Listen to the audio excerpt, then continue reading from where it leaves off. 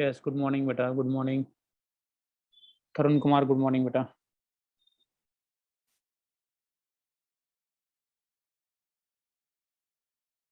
So any doubt regarding balancing of redox reaction? Please tell me.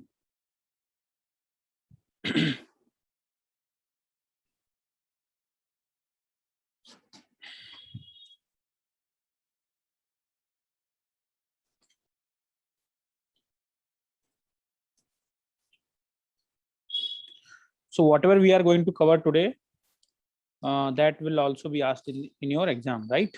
So you need to revise all the things.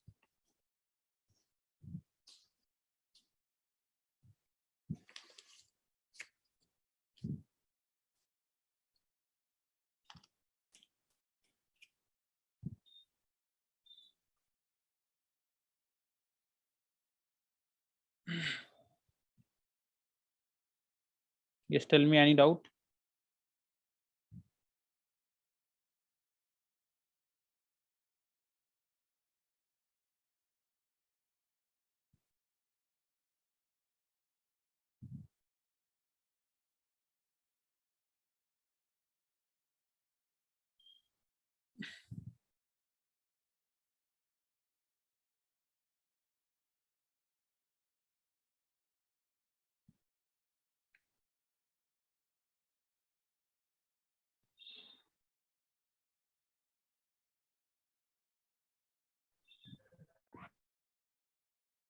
Shall I start the class?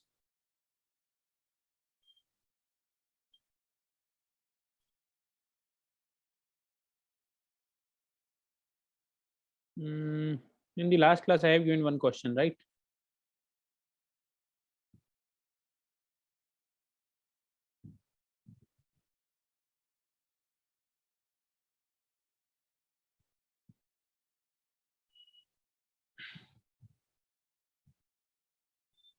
This question was given to you. Any one of you who has attempted this? It's a good question. It's a very nice question.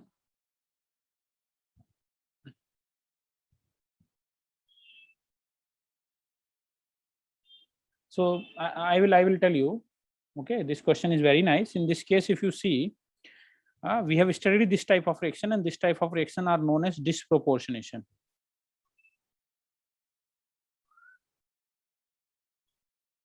How do you define disproportionation? Reaction in which same element, right? If you see iodine is in 0, same element is undergoing oxidation as well as reduction, then that will be known as disproportionation. And opposite of that is comproportionation. If element present in two different oxidation state, and it comes into single oxidation state, then that is known as comproportionation. But this is a reaction in which iodine is going into iodine to -1 and iodine to +5. So you can see iodine is, if you here see 0 to -1, that is oxidation number is decreasing. But in another case, oxidation number is increasing. So to solve such kind of question, this is very easy question. If they will give you this question, this is of high standard, right? So if they give you question this kind of, then they will be expecting that you are aware of disproportionation. So they will ask very easy question like, so in this case, you can do one thing. You can take more than two molecules. One molecule might be converting into this, another molecule might be converting into this. This you have to do. Okay, you need to write iodine twice. Iodine and iodine. It is giving I minus, and it is given IO3 minus. Right. So this iodine is getting converted into this. So change in oxidation number is nothing but how much? Please tell me. Change in oxidation number for this case quickly. Aviram, Niharika, Preeti, Tanushri, you have been silent.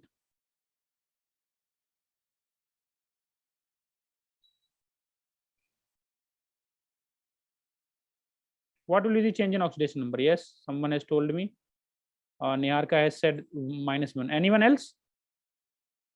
Anyone else? Aviram, you all guys should register at least one response. Preeti.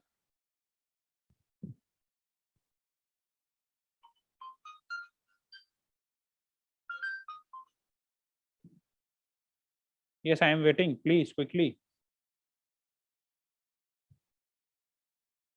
Tanushree is also saying. So in this case, whenever we are saying that change in oxidation number, you do not need to write the sign beta. That's okay. Just increase and decrease. So in this case, if you see what I have told you, you need to calculate change in oxidation number per mole, yeah, per molecule.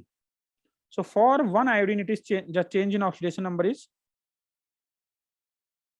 1.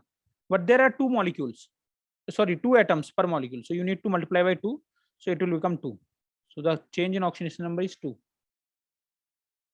Okay, this is very important. That is why I have asked you. The change in oxidation number is 2. Okay.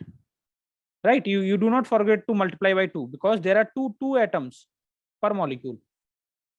Per molecule it was 1, but if we are calculating per molecule and we have to calculate per molecule only, then in that case it will be 2 into that, right? This is the common mistake which is committed by students. And what about in this case?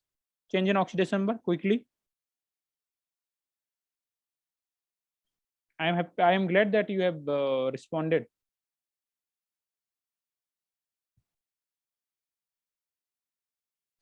Now it is okay. What about others? Aviram, are you sleeping? Tharun? No, I am here. That okay.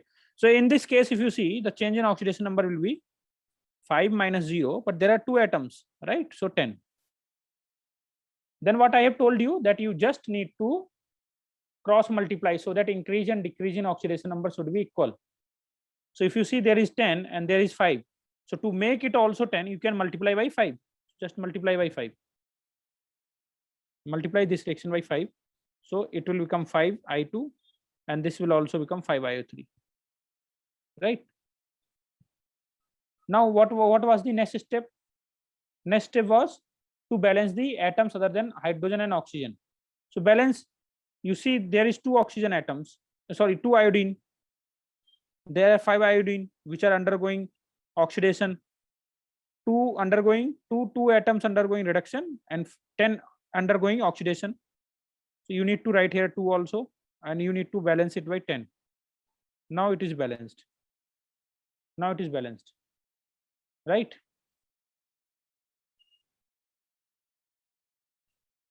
Is it okay? While multiplying, even I will suggest you not to multiply this side. Just multiply on the reactant side.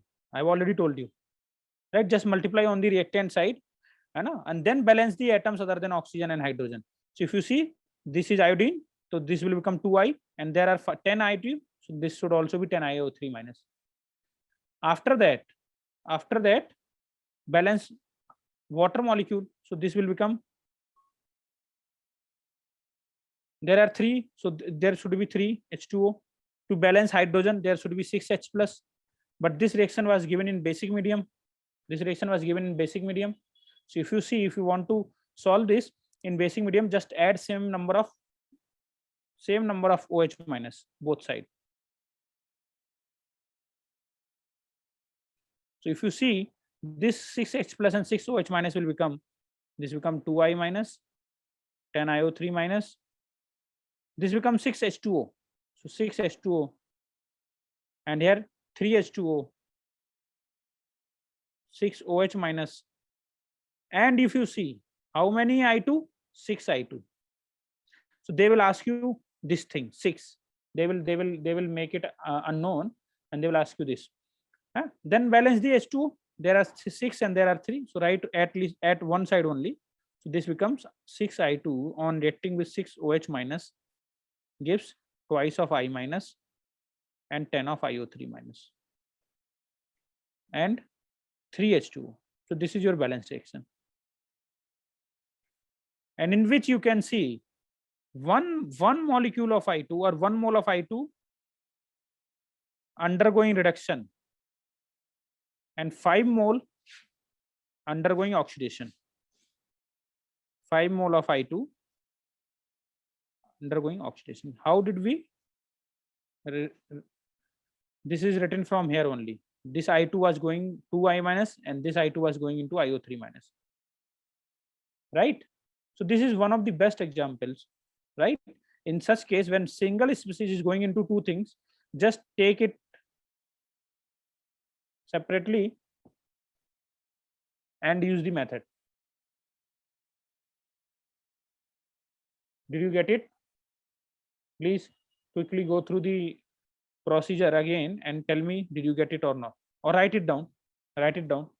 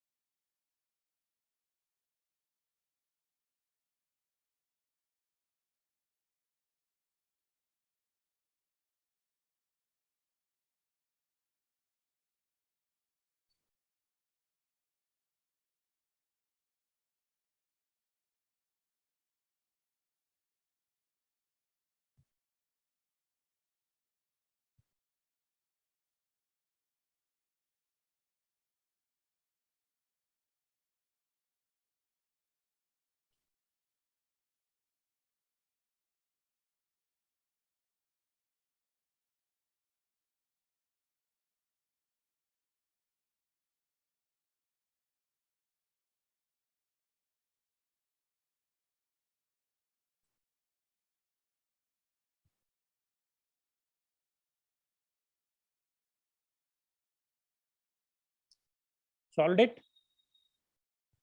Written it?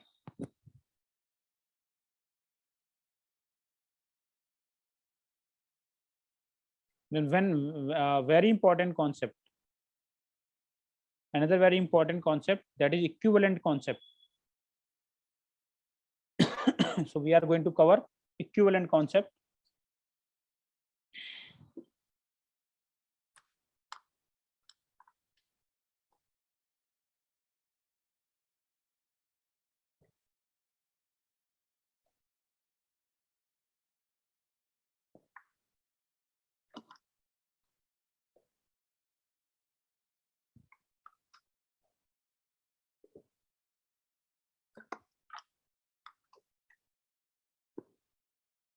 I tried to explain you. Again, I will tell the major steps.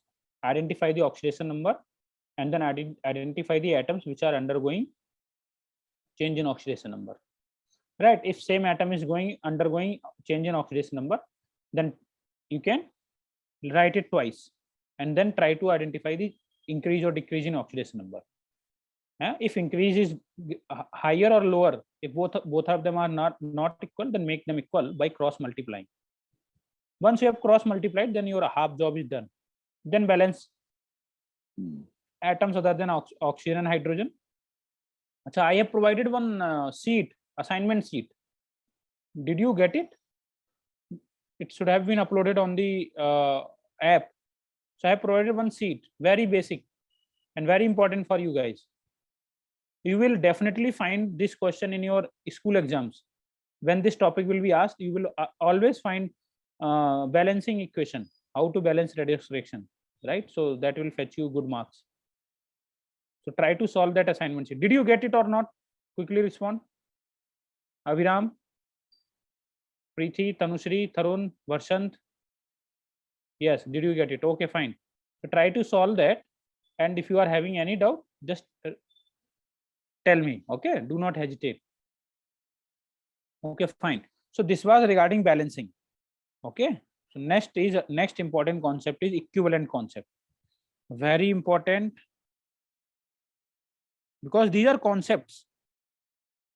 These will be used again and again. This is something very important, very crucial. You should know. You can say this is one of the important concept of full chemistry.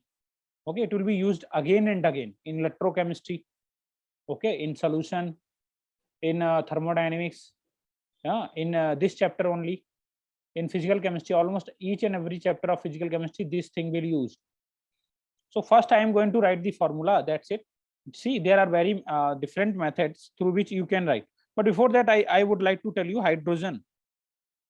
Hydrogen has 2 unit of mass, right? And hydrogen atom is having 1 unit of mass. Oxygen, it is having 32 gram per mole. This is 2 gram per mole. This is 1 gram per mole. You can write 1 gram, or to be precise, you will write 1.008 gram per mole. Okay, so you can write 1. This is, if you are writing oxygen only, oxygen atom, that is 16 gram per mole. If you write Cl2, then that will have 71 gram per mole. And if you write Cl, then that will have 35.5. Right. Also, I have told you, this is something very basic. If oxygen is present in -2, then it is known as oxide. If hydrogen is present in -1, then that is known as hydride. If chlorine, bromine, iodine, it is present in -1, then that is known as chloride. See, if something is present in its minimum, something is present in its minimum oxidation number, then if you can see, if you can observe, we put id in its suffix, right? You can see, if something is present in its minimum, like -2 and -3, p -3, what will be its name? That is for sure that it will have ide. So sulfur, so it should be sulfide, nitride, very important thing, phosphide, right? This is how we name it in inorganic chemistry. IED is kept when element in its minimum oxidation state. Minimum oxidation state, minimum oxidation number. So that is important. Whenever it is in minimum, okay. Just one thing you should remember: this cyanide, this nitride, right? These are some example. This is known as cyanide. First one is cyanide. These are other examples, and there it is azide, right? So there you cannot find in the minimum, right? So you, this is till here only.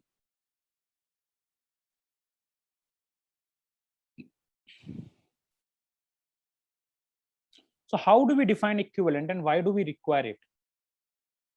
Okay, in the mole concept we have seen, sometimes we require to balance the reaction, right? And sometimes we were seeing that 1 mole of anything was reacting with 3 moles of something. Also we have seen something, 2 moles of substance A are reacting with 3 moles. Okay, so equivalent concept makes things easier. It says, generally, if you see, I will tell you later, equivalent means, if I say I am equivalent to you, it means our potential is same, right? So in chemistry, if something is written that equivalent, in terms of equivalent, it means 1 equivalent of substance A will react with 1 equivalent of substance B, and that will produce 1 equivalent of substance C, and that will also produce something. If there are, you need to relate anything, then that will be equal, right? If you require 2 equivalent, then other thing will also be required in terms of 2 equivalent, right? So equivalent is a very simple concept. It makes things equal. It brings everything on the same platform. Okay, but before going into that, first we understand how to calculate equivalent, right? Equivalent, how do we calculate equivalent? There are terms. This is E. E is equivalent weight. Equivalent weight. Equivalent weight or mass, or equivalent mass, right? Generally, equivalent mass is a number. Whenever it is written as gram equivalent, then the unit is gram. That's it. Gram equivalent weight. or equivalent mass, right? Then equivalent weight represented in terms of gram, right? Then there is equivalent, similar to moles. It is number of equivalents. Both are different. Similar to that, in the moles, m bars, molar mass. So this is equivalent mass. It was moles, here it is number of equivalents, right? So these are some basic terms which you should know. So I'm just telling you equivalent, how to define equivalent, equivalent weight.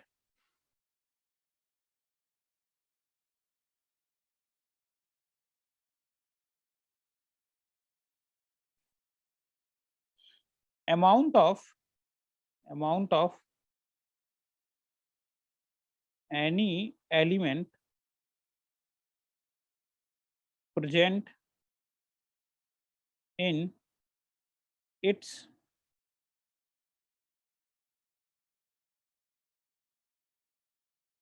present per 8 gram of oxygen. Wait. Per 1 gram of hydrogen, 8 gram of oxygen, or 35.5 gram of chlorine in its hydride, oxide, chloride respectively. I will illustrate it with example respectively. So if you take any hydride, for example NaH, MgH2, aluminum AH3, these are hydrides of elements, right? This is hydride of sodium. So in this case, if you see 1 gram, here it is 23, right? So equivalent weight of nitrogen becomes 23.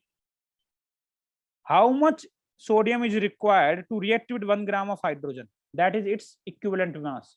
Okay, let's take another example.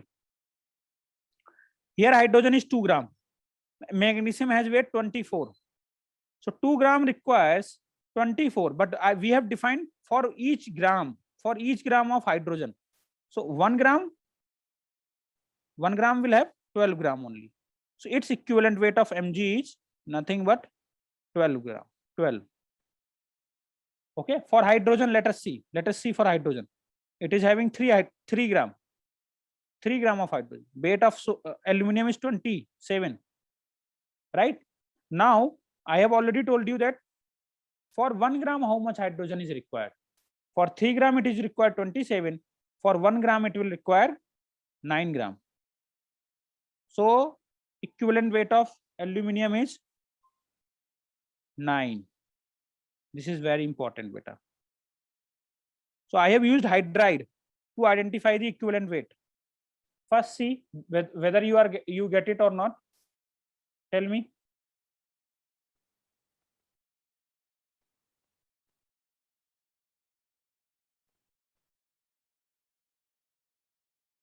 Quickly tell me.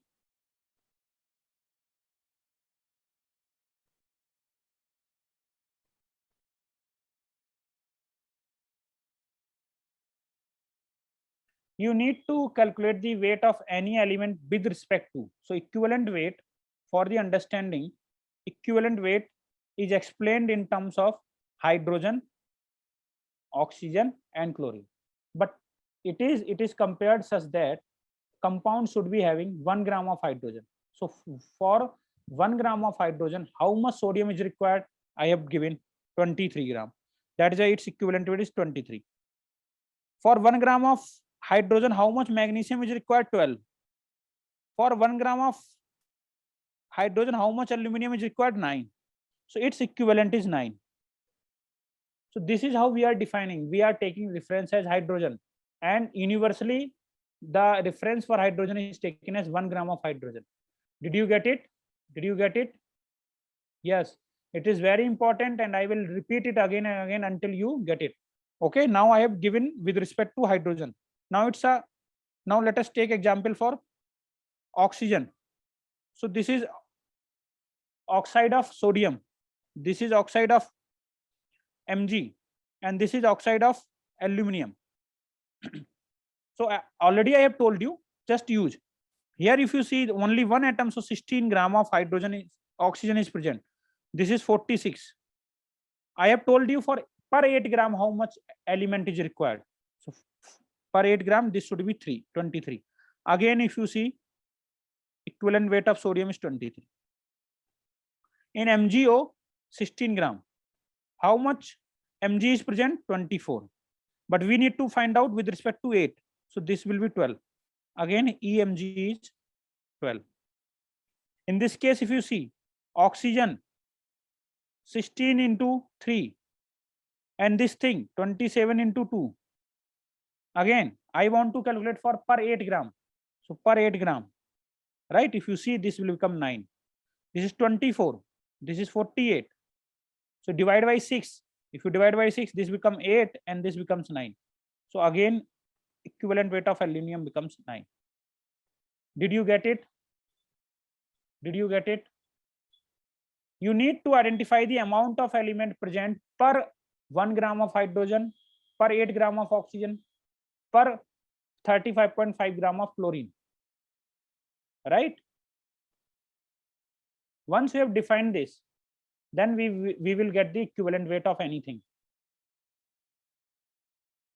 Now, if they have given you Na2O2, what will happen? If you see here, 2 into 16, this is 23 into 2, this will become 32 and this will become 46.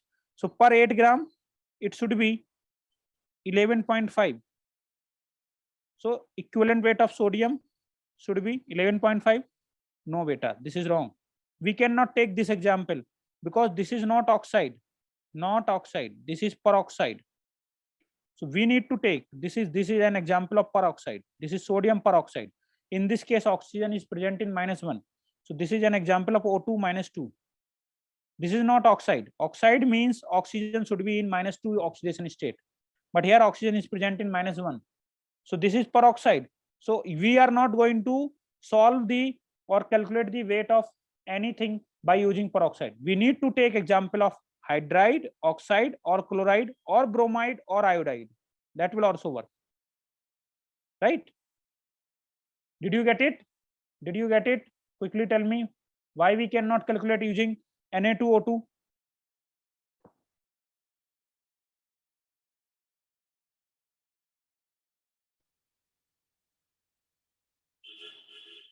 You must be asking, sir, why have you written this? Such compounds exist? Oxide of sodium exists like this only. Oxide of magnesium exists like this only. Okay, and this you will learn by with the experience. And oxide of aluminum exists like this only. So this is how we calculate the equivalent weight. Did you get it or not? In any compound. Okay, I am saying, question is given, if any oxide of a metal contains, very important, very good question, high level of question, 40% of oxygen, calculate equivalent weight of metal.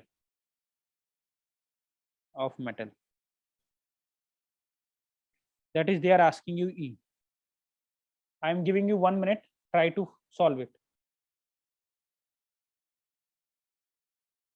Janvi beta, why have you joined late now? Where were you?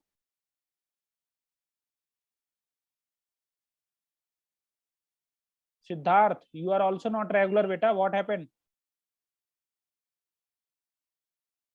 Siddharth, you are also joining late. Janvi and Siddharth, you have missed very important things beta. Okay, you have missed. Please join the next class on time. I will explain again these things. Please join class on Monday on the time, before, at least before 5 minutes. Janvi and Siddharth, I will re-explain all of these concepts. Right?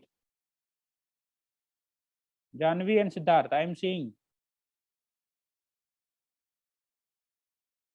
Please try to be in the class before the time, not after the time. Can you solve this, beta? Niharika, Preeti, Tarun. This is a very good question.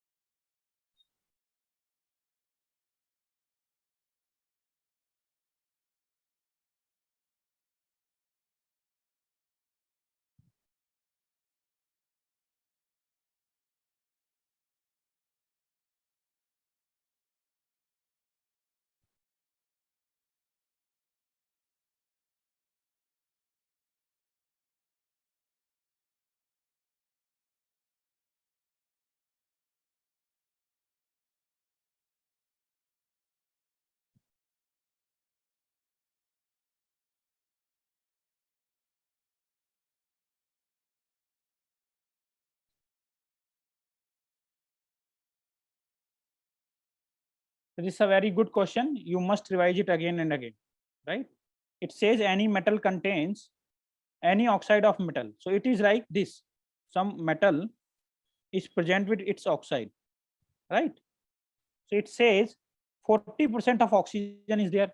Total is 100, 40 is this, and so this should be 60. Total mass should be 100 gram.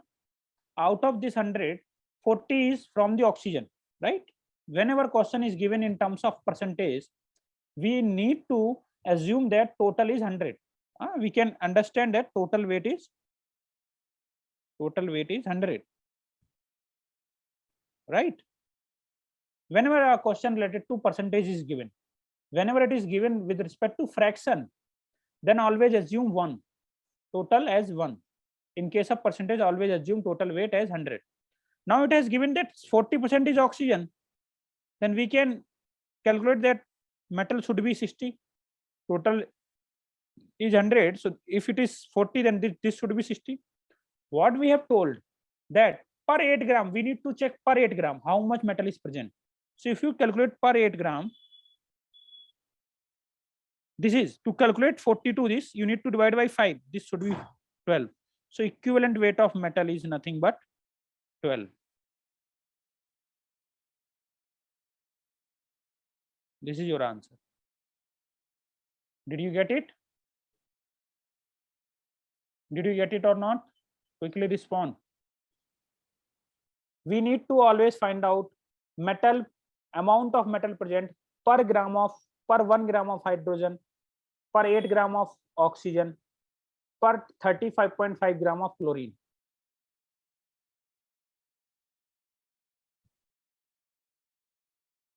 Shall I explain again?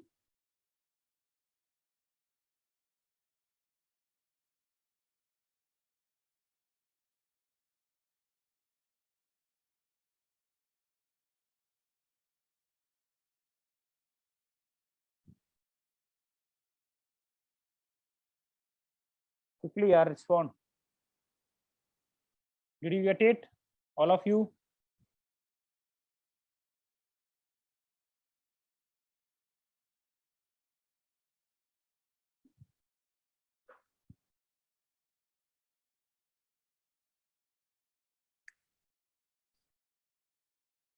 This is one of the method. We need to learn another method to calculate equivalent weight. This is one of the method, but we in today's class we will learn another method, because always we will not be knowing the oxide, hydride or chloride of the any element. There might be some other compounds. So for that cases, for those cases, how we are going to identify? This is the first method to calculate equivalent weight. This is the first method. Method A to calculate equivalent weight, right?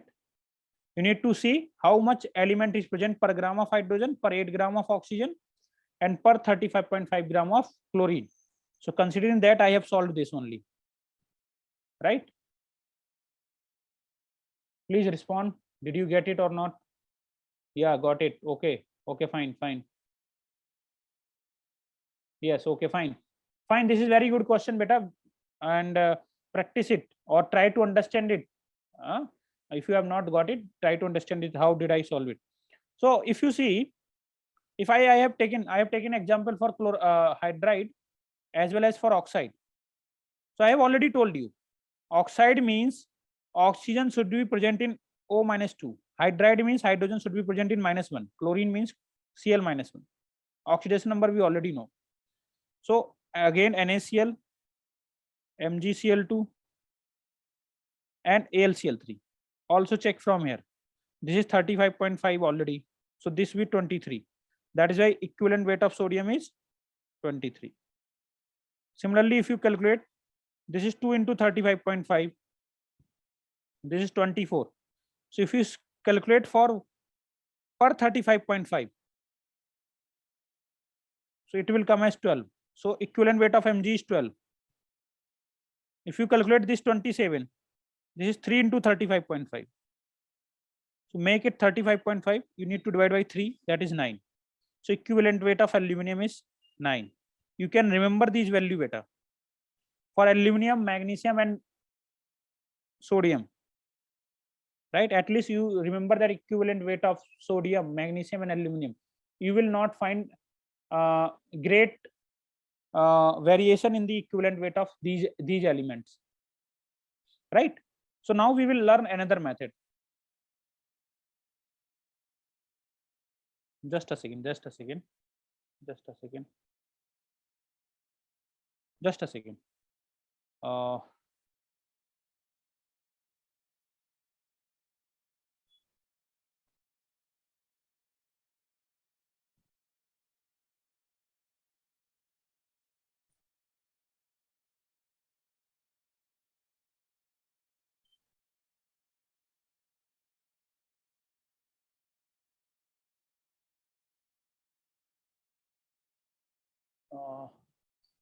Yes. Uh, now let us understand the another method.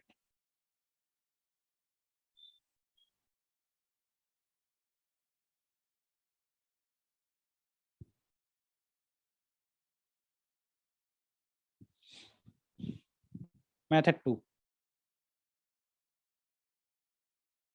Okay. So you can calculate equivalent weight or mass.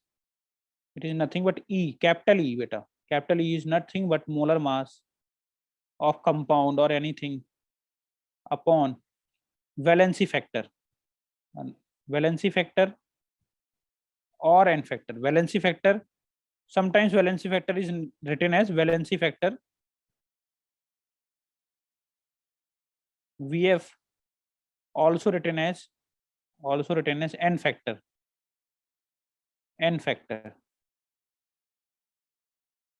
Right? Now we will try to understand the N factor or valency factor, because we have already we know the molar mass. We know the molar mass of maximum things. We have studied that in mole concept. So if we know valency factor, then we can calculate the equivalent mass, right? So calculation of valency factor.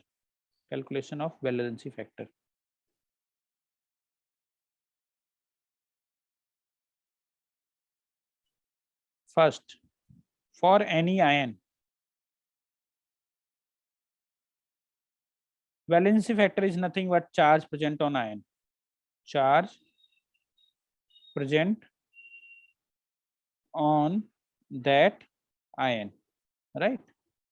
For example, sodium plus Mg plus 2. We know that they exist like this only, right? So for this thing, sodium plus equivalent weight will become, molar mass of sodium is 23 divided by 1. Equivalent of this thing will become 24 divided by 2. And equivalent weight of aluminum will become 27 by charge 3. Right? Charge is its valency factor. Here 1, 2, 3. Right? So valency factor of sodium is nothing but 1. Valency factor of magnesium is 2. Valency factor of aluminum is 3. Did you get it? Quickly tell me, did you get it or not?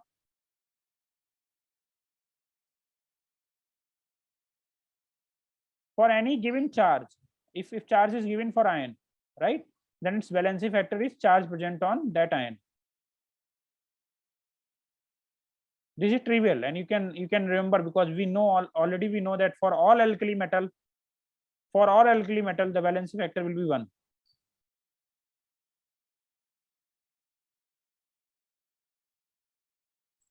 Come on, quickly tell me. Please. Do not try to write. I will share these notes. I will share these notes definitely just after the class.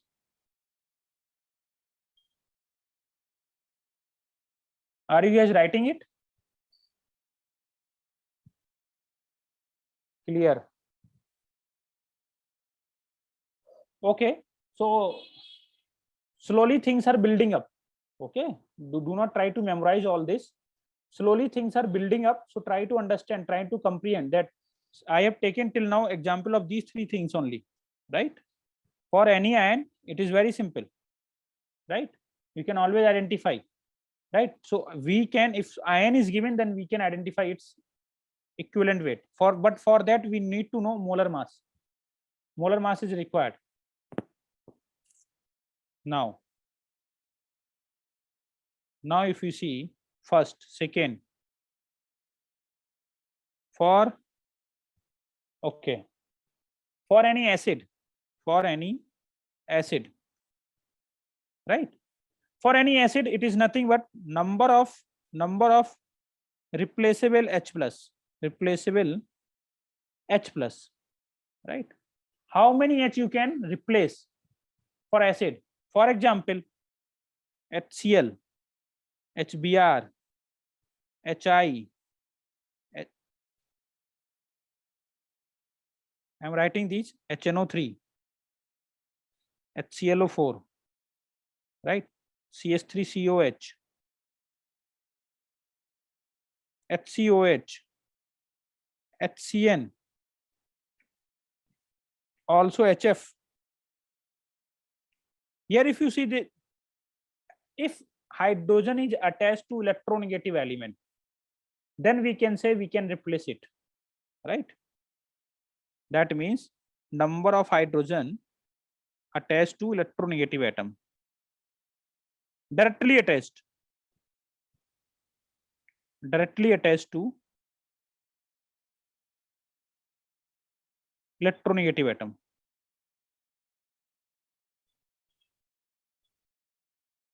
right?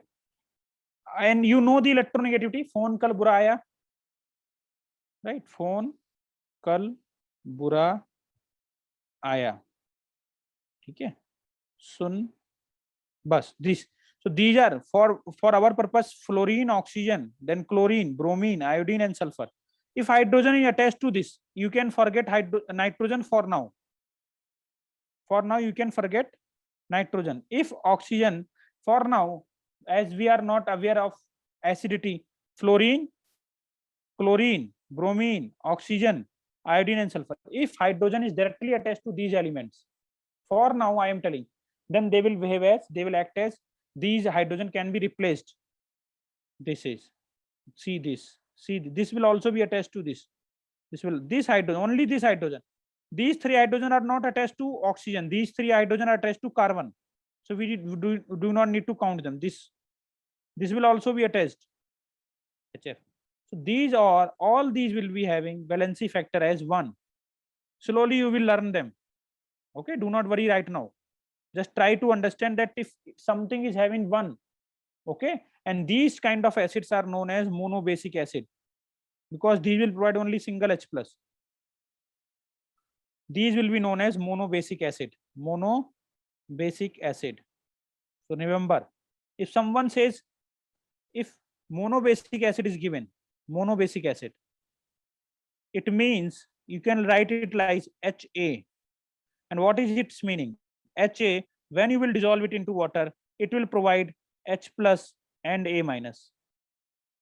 That is why we are telling, monobasic acid, when you dissolve it into water, it provides 1 H plus ion, right?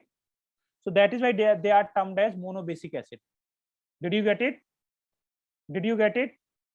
What about dibasic acid? If they say dibasic acid, then that will be represented as H2A. So it can give H2A, can give H plus or HA minus, and this HA minus again can break H plus and A minus 2, right?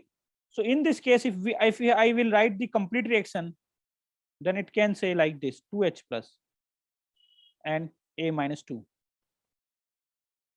That is why it is known as, because it can give, it can furnish, it can provide 2H plus per molecule. So that is why they are known as dibasic acid, right? And I will also tell you tribasic.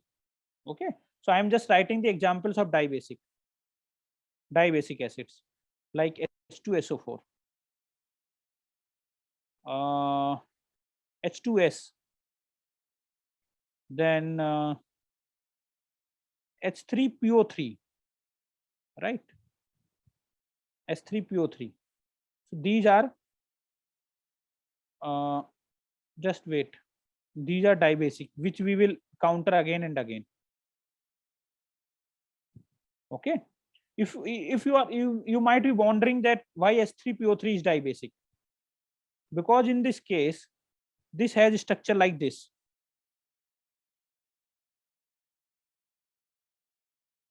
So this hydrogen does not act as acidic hydrogen because it is attached, it is not attached to oxygen or either of fluorine, chlorine, bromine, iodine or sulfur. Okay, so this does not act as acidic hydrogen. Only two hydrogen act. When you put it into water, then these two hydrogen only show the capability to react with the base. So number of hydrogen which can react with base. Okay, that you can also understand that like that. So these can act as dibasic. These are dibasic. For them, maximum valency factor. Valency factor can be, for them, it can be 1 or 2. Understand? If they are just showing this reaction, if they are just showing, they are donating only 1 H plus. Okay, if they are donating only 1 H plus, then in that case, the valency factor will be 1. But if they are performing full, they are giving their full 100%, then in that case, their valency factor will be 2. So you can remember this H3PO3 also. This is H3PO3. There is one good example in this case, that is H3PO2. H3PO2. H3PO2 is like this. This also behave as monobasic. H3PO2 also behave as monobasic.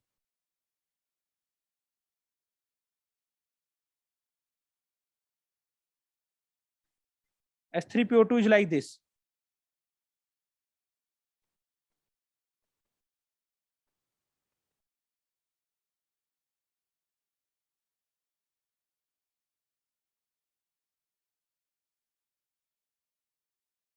It is having only one hydrogen directly attached to oxygen. That is why its valency factor will be 1. Its valency factor will be 1.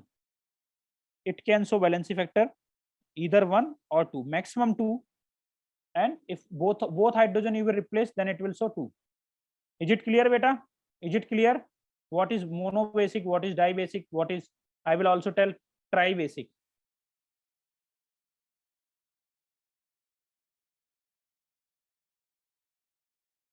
So these arrow, these shows the sign of reversibility. Reversibility means they can convert into product and they can again recombine to give this thing. So these signs show the sign of reversibility, but it's okay. So okay, again, tribasic acid.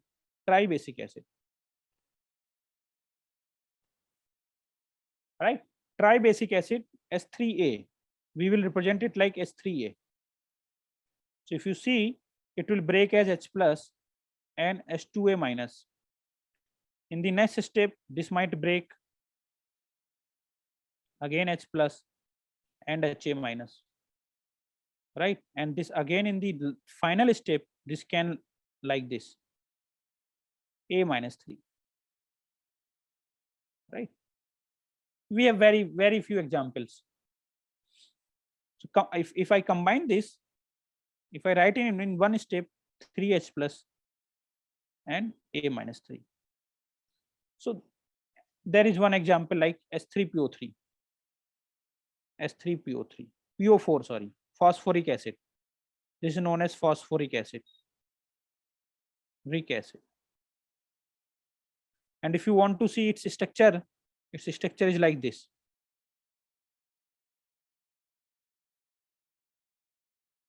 So it can use all its 3 acids, right?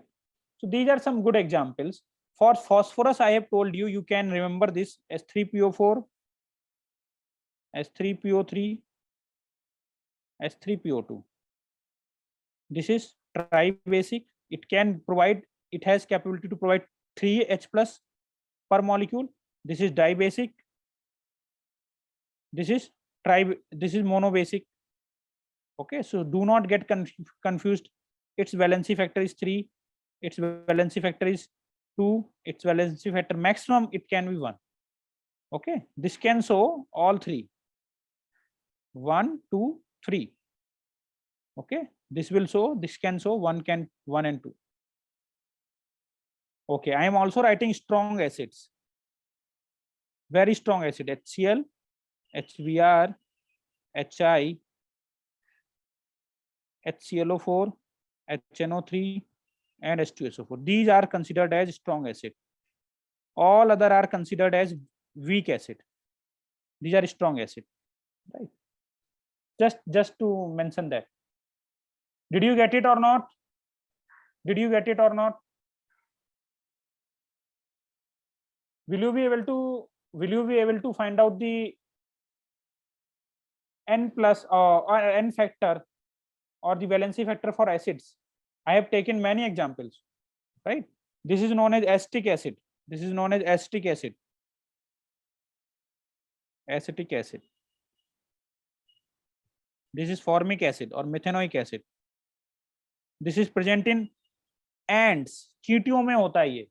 Ants. This is present in your vinegar, right? Vinegar. So I have given this. You need to go through all this.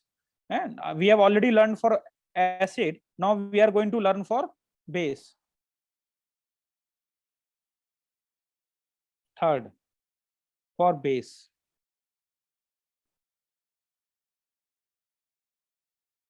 It is simple. It is similar to acid. Number of replaceable OH minus. OH minus. It means hydroxides. Hydroxide, right? So similar to that, if someone is replacing only one OH minus, someone is giving only one OH minus, then that will be termed as it will have valency factor as 1. And we already know that acids are defined as which can provide H plus and bases are defined as which can provide OH minus, right? So if someone is providing like this NaOH, KOH, RbOH, right? Also NH4OH, these all will have valency factor as 1, right? Similarly, MgOH का whole twice, calcium OH का whole twice. If they can provide 2, then their valency factor might be 1 or 2. Maximum can be 2. Similarly, aluminium OH का whole thrice, right? So this will provide valency factor as 1, 2, 3. If it is producing 3 OH minus, then its valency factor will be 3. If it is utilizing it's only 2 OH minus, right? Out of 3, if it is utilizing only 2, then its valency factor will become 2. Did you get it or not? Tell me.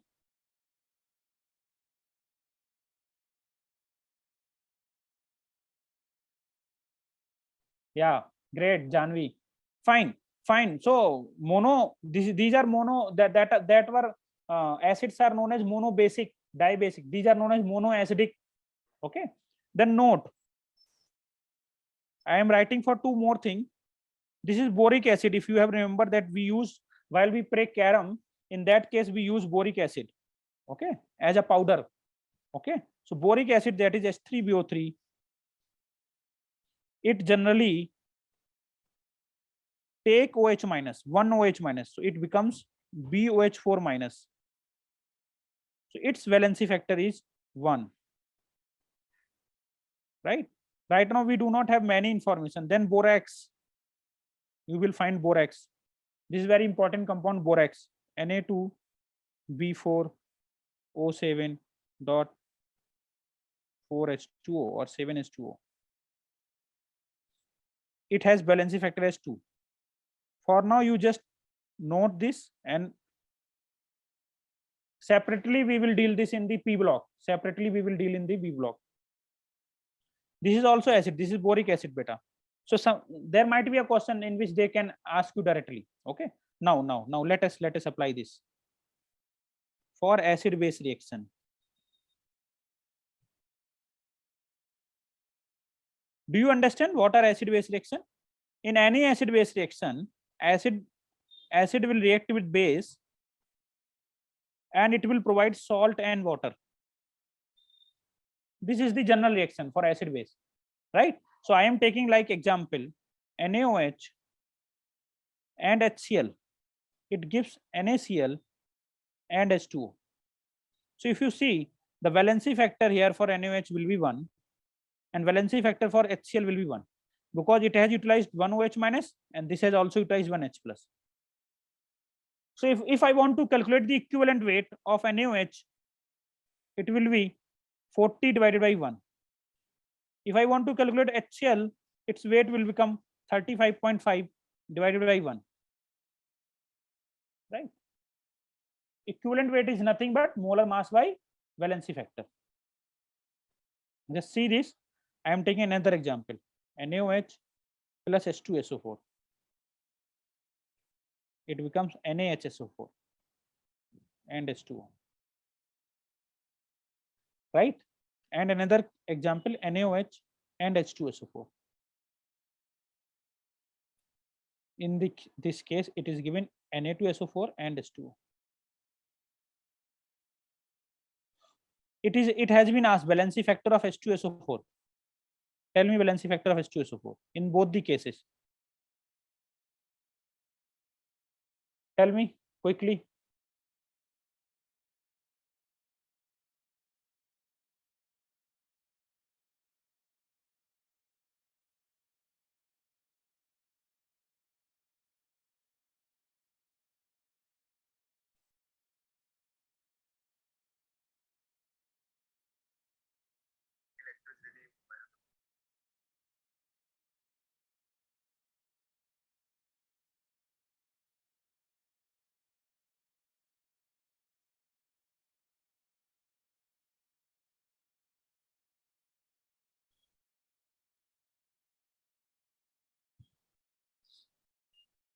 But in this case, if you see, it is utilizing only one H,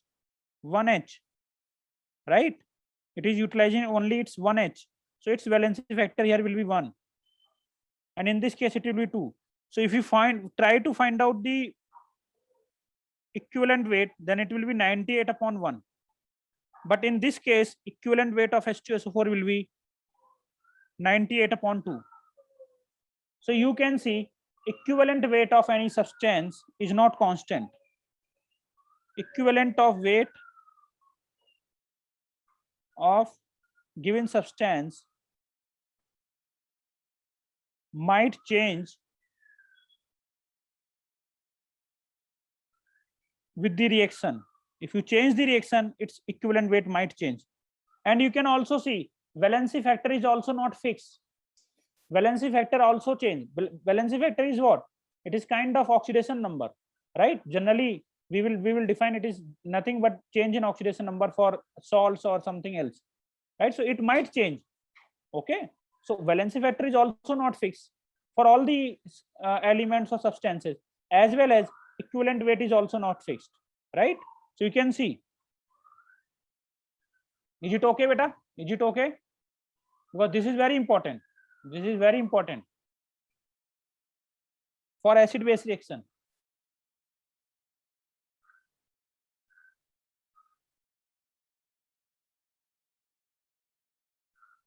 So we have learned for acid, base and ion. Now it is turn of salts. Salt. We have learned for acid, base. Now it is term of salt. If salt is given for salts, total charge present on cation. Total charge present on cation. Present on cation or anions. And this is the case for a reaction in which non-reacting, if salts are given individually, right? Okay, so they are given like this. Just see, I will tell you NaCl, MgCl2, right? AlCl3. I will take many example. MgSO4, Al2SO4 का whole thrice, right? K4 FeCN6. So in this case, if you see, just check on the cation or anion, all the cation, all the anion. For this case, valency factor will be 1 because the charge on Na is 1. In this case, valency factor will be 2 because Mg will be present in Mg plus 2. Aluminium will be present in aluminium plus 3. So its valency factor will be 3. Right? MgSO4 again, Mg be present in plus 2. So valency factor is 2. In this case, total charge, 1 aluminium will be present in 3. There are 2 atoms of aluminium. So total valency factor will be 6. So its equivalent weight will become molar mass by 6. In this case, valency factor, potassium always has plus 1 charge, but there are 4 potassium. So it will have 4. So its equivalent weight will become molar mass of salt upon 4. Did you get it? Did you get it or not? It says total charge. You need to identify the total charge. You need to identify the total charge. And that is its valency factor and nothing else. Total charge. I will give this example. If you see Al2SO4 ka whole thrice, if you break it, it becomes 2Al plus 3 and it will become 3SO4 minus 2. So you can either count the charge of this aluminium, this is coming as 6, or you can also count the charge for an ion, that will also come as 6. That is why we are taking 6. Did you get it or not? Quickly tell me.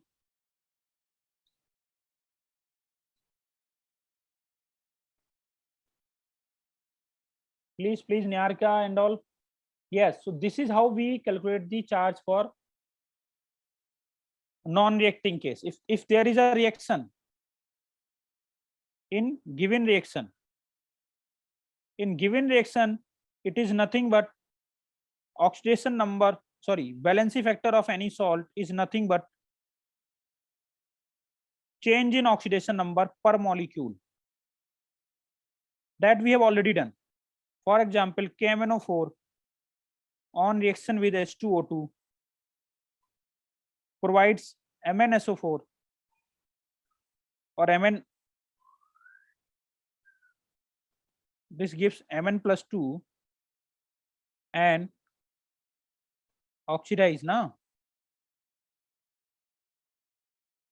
O2, right? So in this case, if you want to find out the oxidation number of this thing, right? So valency factor. So its valency factor will nothing be change in oxidation number plus 7. Here it is plus 2. So 7 minus 2, that is 5. So its equivalent weight will be nothing be molar mass divided by 5. Did you get it? Right? So I am writing some important thing. Potassium permanganate in acidic medium, in neutral medium, in basic, in acidic medium it goes from Mn plus 7 to Mn plus 2. So its valency factor is nothing but 5. In neutral medium, it goes +7 to +4. Its valency factor is nothing but 4. And this +7 to +6. So its valency factor is 1. So for MnO4, you need to revise this. In different medium, it shows different oxidation number. Right? So this is very important. Also, I am writing for K2Cr2O7. K2Cr2O7.